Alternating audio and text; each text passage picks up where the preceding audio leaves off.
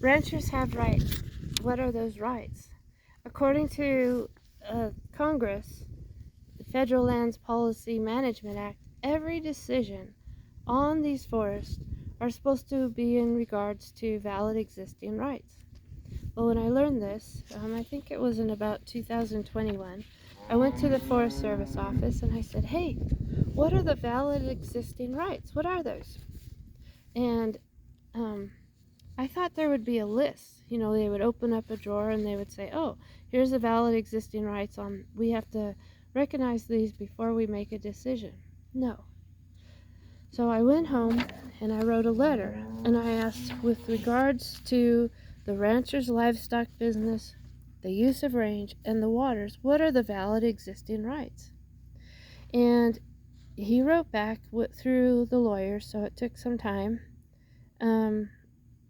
He said, for 100 years, courts have repeatedly held, going back over 100 years, that there are no such rights on National Forest System lands stemming from a grazing permit. Okay, I believe that. And he said, permittees do not have a property interest in the land or right to graze livestock on those lands except in accordance with the Forest Service permit. I'm attaching 3 court decisions that further respond to these types of issues. Okay, but you still haven't answered. What are the valid existing rights? We are Americans. We have property. What are our rights? Well, here's the answer. With regard to owning water rights, water is gold, guys. The right to beneficial use of water is private property separate from the land.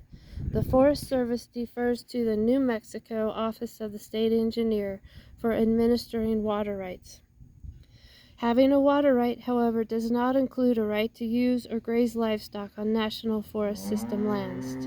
The attached court documents discuss this issue as well. And then there were 3 court documents. They were the Goss's Sacramento Grazing Association from 2010, Sacramento Grazing Association from 2021. Oh my gosh, talk about dragging it out. And then Walker versus U.S. And I'll have to read the Sacramento cases again, but Walker versus U.S., it specifically said that ranchers, if your permit is canceled, you do not lose your water rights.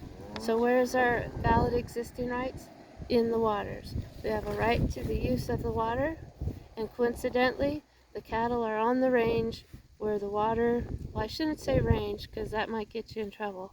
The cattle are in the area where the water is to be used, and that can be defended, from what I understand. So remember, ranchers have rights, know the history, keep the ranch, and always, God is good.